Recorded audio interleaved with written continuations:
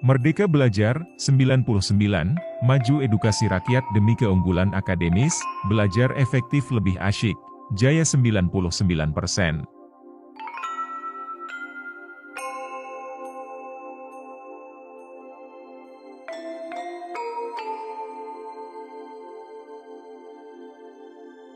Soal dan jawaban tes komunikasi terapeutik pada pasien berkebutuhan khusus. Soal tes komunikasi terapeutik pada pasien tunarungu. Soal 1, definisi tunarungu adalah A. Kehilangan kemampuan berbicara, B. Kehilangan kemampuan mendengar, C. Gangguan mental, D. Kelumpuhan anggota tubuh, E. Gangguan penglihatan. Apa hayo jawabannya? Jawabannya adalah Bravo.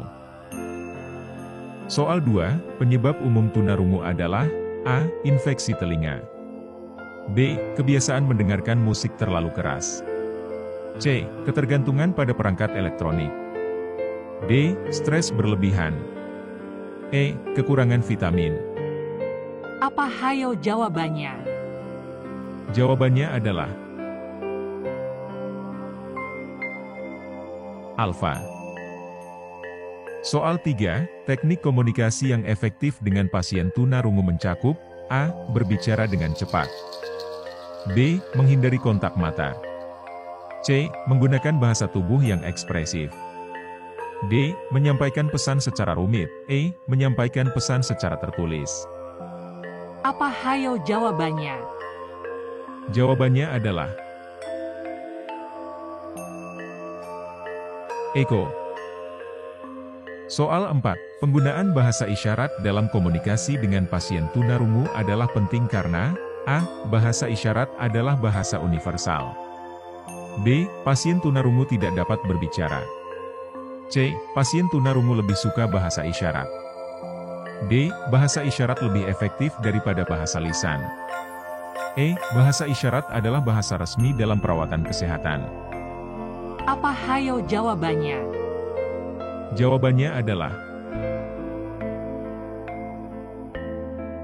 Bravo. Soal 5, mendukung kesejahteraan mental pasien tunarungu melalui komunikasi terapeutik melibatkan A. Mengabaikan perasaan pasien tunarungu, B. Menyembunyikan informasi medis dari pasien, C. Memberikan dukungan emosional dan mendengarkan dengan sabar, D. Memaksa pasien untuk berbicara, E. Menilai pasien berdasarkan kondisi fisik mereka. Apa hayo jawabannya? Jawabannya adalah ceria. Soal 6, etika dalam berkomunikasi dengan pasien tunarungu mencakup A. Membiarkan pasien terisolasi tanpa interaksi, B. Melakukan komunikasi terapeutik tanpa izin pasien, C. Menghormati privasi dan hak-hak pasien, D. Memaksa pasien untuk berbicara meskipun tidak mau, E. Mengabaikan kebutuhan emosional pasien. Apa hayo jawabannya? Jawabannya adalah ceria. Soal 7, seorang perawat sedang merawat pasien tunarungu di rumah sakit. Pasien menulis sesuatu pada selembar kertas. Apa yang seharusnya perawat lakukan? A. Membuang kertas tersebut karena pasien sudah menulis, B. Mengabaikan pesan yang ada pada kertas tersebut, C. Membaca dengan seksama pesan yang ditulis pasien, D. Mengingatkan pasien untuk berbicara daripada menulis, E. Menyimpan kertas tersebut untuk kemudian. Apa hayo jawabannya? Jawabannya adalah ceria. Soal 8, saat berbicara dengan pasien tunarungu, perawat sebaiknya A. Menggunakan bahasa yang rumit untuk menguji pemahaman pasien, B. Menghindari penggunaan bahasa isyarat, C. Mempercepat berbicara untuk menghemat waktu, D. Menggunakan bahasa yang sederhana dan jelas, E. Mengabaikan ekspresi wajah pasien. Apa hayo jawabannya? Jawabannya adalah Delta. Soal 9. Mengapa penggunaan bahasa isyarat dan tulisan penting dalam komunikasi dengan pasien tunarungu? A. Karena pasien tunarungu tidak mampu membaca. B. Karena bahasa isyarat dan tulisan lebih efektif daripada bahasa lisan. C. Karena pasien tunarungu tidak dapat berbicara. D. Karena bahasa isyarat dan tulisan hanya dapat digunakan oleh pasien tunarungu. E. Karena bahasa isyarat dan tulisan tidak penting dalam komunikasi dengan pasien tunarungu.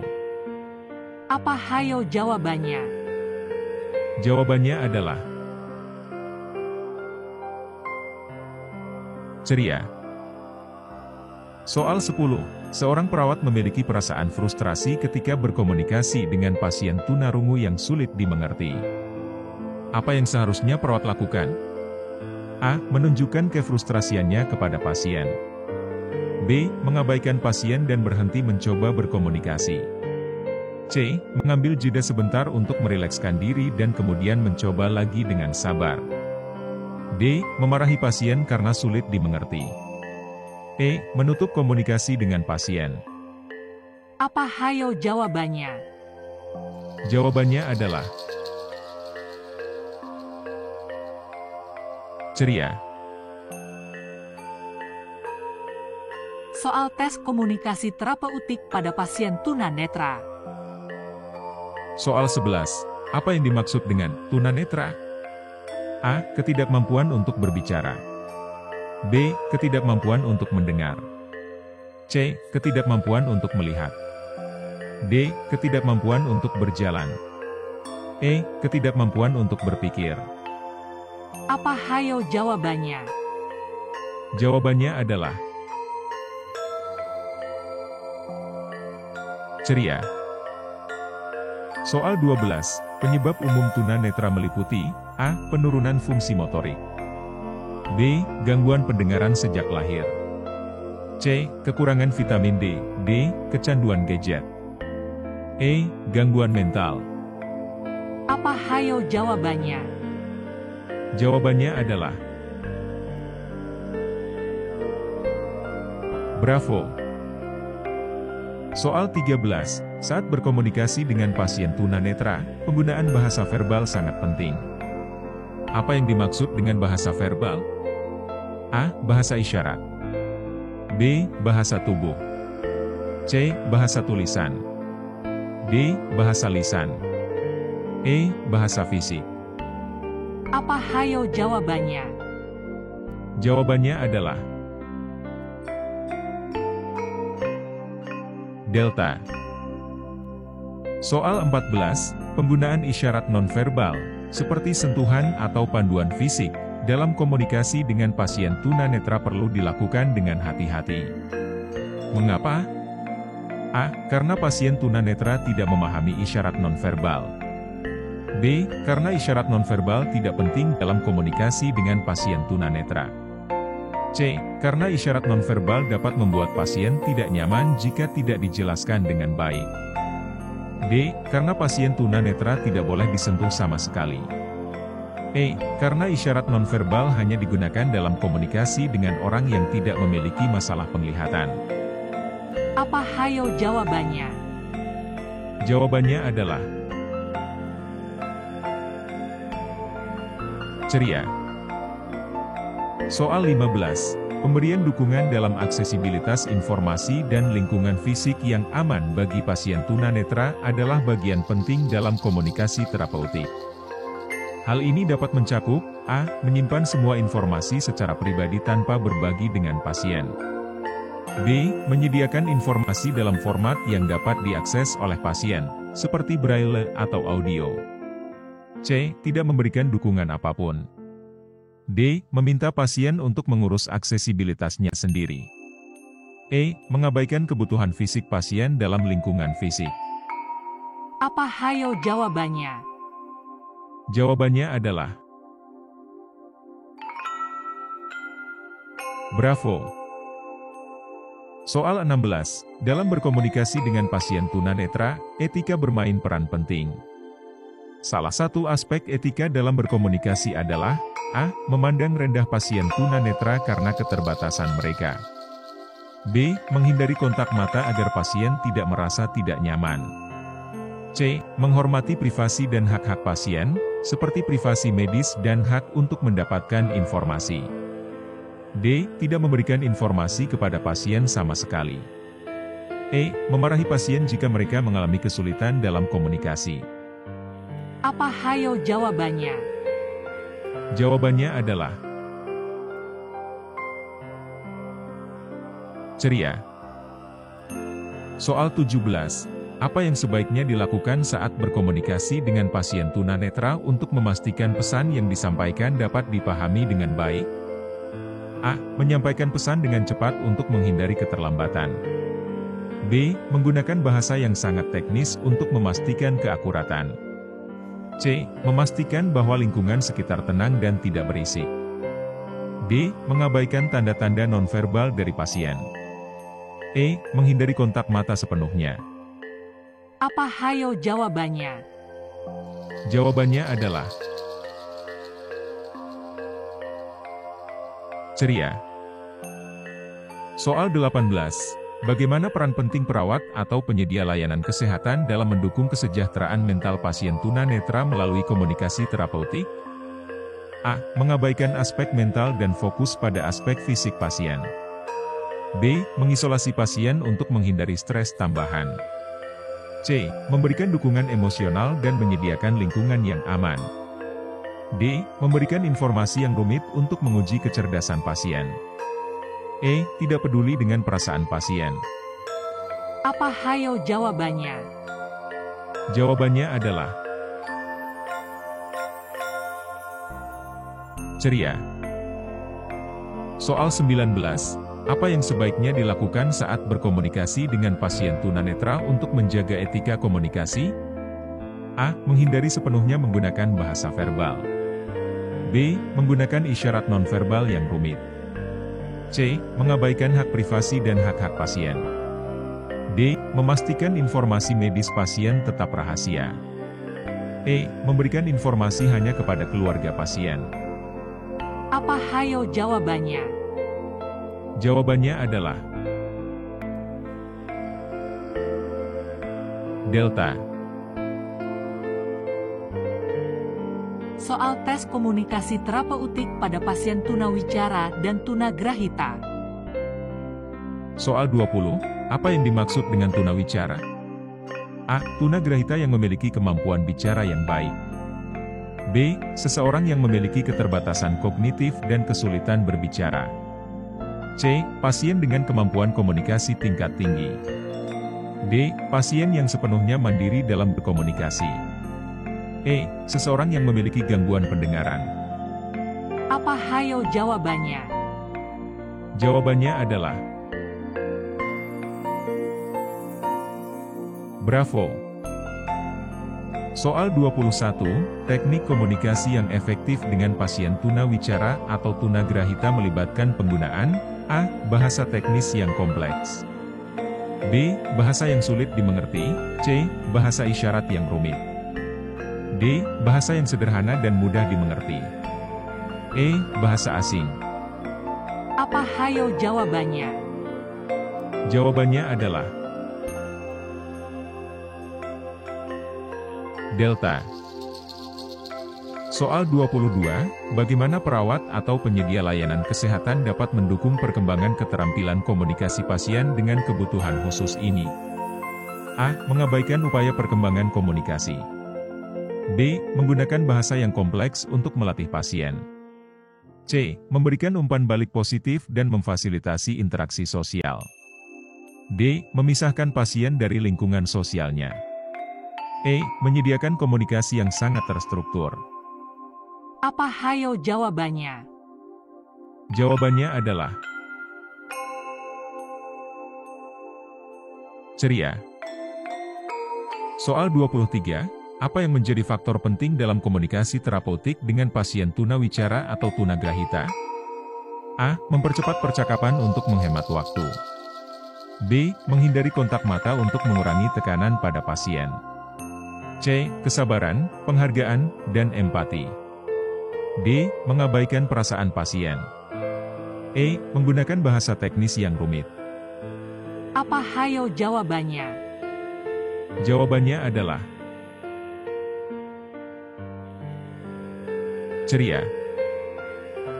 Soal 24. Etika dalam berkomunikasi dengan pasien tunawicara atau tunagrahita mencakup A. Mengabaikan hak privasi dan hak-hak mereka. B. Menggunakan bahasa yang tidak dimengerti oleh pasien. C. Penggunaan bahasa yang kompleks untuk menguji kemampuan pasien. D. Penghormatan terhadap privasi dan hak-hak pasien. E. Memisahkan pasien dari lingkungan sosialnya. Apa hayo jawabannya? Jawabannya adalah Delta. Soal 25. Apa yang dimaksud dengan tunagrahita? A. Kondisi ketidakmampuan bicara sejak lahir. B. Kondisi ketidakmampuan intelektual sejak lahir. C. Gangguan pendengaran sejak lahir. D. Kondisi ketidakmampuan motorik sejak lahir. E. Kondisi ketidakmampuan emosional sejak lahir. Apa hayo jawabannya? Jawabannya adalah Bravo. Soal 26, teknik komunikasi yang dapat digunakan untuk berinteraksi dengan pasien tunagrahita termasuk A. Menggunakan bahasa teknis yang kompleks. B. Mengabaikan upaya komunikasi pasien. C. Menyediakan informasi dalam bahasa yang mudah dimengerti. D. Mempercepat percakapan untuk menghemat waktu. E. Memisahkan pasien dari lingkungan sosialnya. Apa hayo jawabannya? Jawabannya adalah ceria. Soal 27. Pentingnya kesabaran, penghargaan, dan empati dalam komunikasi terapeutik dengan pasien tunagrahita adalah A. Untuk menghukum pasien yang berbicara lambat. B. Untuk membuat pasien merasa tidak nyaman. C. Untuk menguji kesabaran perawat. D. Untuk mendukung perkembangan komunikasi pasien. E. Untuk mengurangi waktu dalam interaksi. Apa hayo jawabannya? Jawabannya adalah Delta. Soal 28, etika dalam berkomunikasi dengan pasien tunagrahita mencakup A. Mengabaikan hak privasi dan hak-hak mereka. B. Menggunakan bahasa yang sulit dimengerti oleh pasien. C. Penggunaan bahasa yang kompleks untuk menguji kemampuan pasien. D. Penghormatan terhadap privasi dan hak-hak pasien. E. Memisahkan pasien dari lingkungan sosialnya. Apa hayo jawabannya? Jawabannya adalah Delta. Soal 29, salah satu karakteristik umum pasien tunawicara adalah A. Kemampuan bicara yang sangat baik. B. Kesulitan intelektual yang signifikan. C. Gangguan pendengaran sejak lahir. D. Kemampuan motorik yang tinggi. E. Kemampuan emosional yang sangat baik. Apa hayo jawabannya? Jawabannya adalah Bravo. Soal 30. Mengapa penting untuk mendukung perkembangan keterampilan komunikasi pasien tunawicara atau tunagrahita? A. Agar pasien bisa berbicara dengan cepat. B. Agar pasien bisa menghindari interaksi sosial. C. Agar pasien tidak terlibat dalam komunikasi. D. Agar pasien bisa berpartisipasi dalam interaksi sosial dan pendidikan.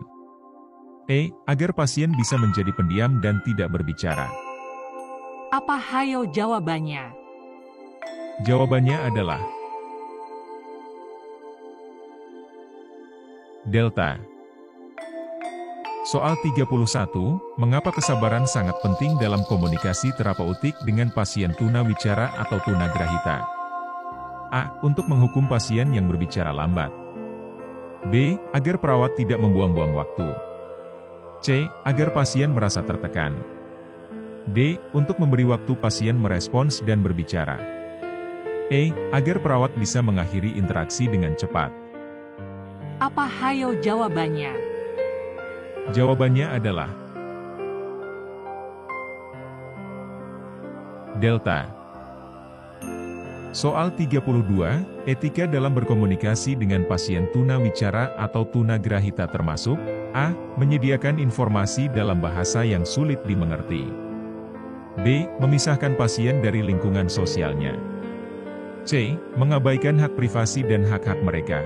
D. Menggunakan bahasa yang kompleks untuk menguji kemampuan pasien. E. Penghormatan terhadap privasi dan hak-hak pasien. Apa hayo jawabannya? Jawabannya adalah